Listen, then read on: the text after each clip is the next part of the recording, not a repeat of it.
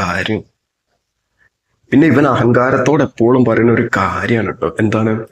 ഇതെന്റെ അരിയാണ്, ഇതെന്റെ ചാനലാണ്, ഞാൻ ഇങ്ങനാണ്, ഇതെന്റെ പണിയാണെന്നൊക്കെ പറഞ്ഞു കണ്ട് മറ്റ് എന്താ പറയാ, ഈ ആളുകളുടെ ഇറച്ചിയൊക്കെ പച്ചക്ക് കടിച്ചു പറിച്ച് വലിച്ചു വാരി തിന്നിട്ട് ഇതാണ് എന്റെ പണി എന്ന് പറയണേ. എന്താ അന്തസാനോടെ എനിക്കുള്ളത്. പോട്ടെ, ഇവരിപ്പോ ഞാൻ പറഞ്ഞല്ലോ ഇന്ത്യയിൽ തന്നെ ഇപ്പൊ നമ്മുടെ ലോക്സഭ തെരഞ്ഞെടുപ്പൊക്കെ കഴിഞ്ഞു.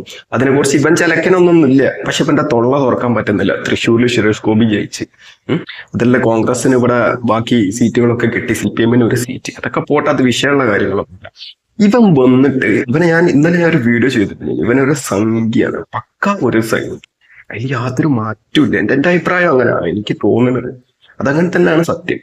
എന്നാൽ ആ വീഡിയോ ആരെങ്കിലും കണ്ടിട്ടുണ്ടെ അവർക്ക് മനസ്സിലാവും. അപ്പം ഇപ്പം നേരെ വന്നിട്ട് ഉമ്മർ ലുലു എന്നും അതുപോലെ തന്നെ എന്താ പറയാ, ഈ സഞ്ജു ടെക്കിന്റെ വിഷയങ്ങൾ എടുത്തിട്ടാ കരയുന്നത്.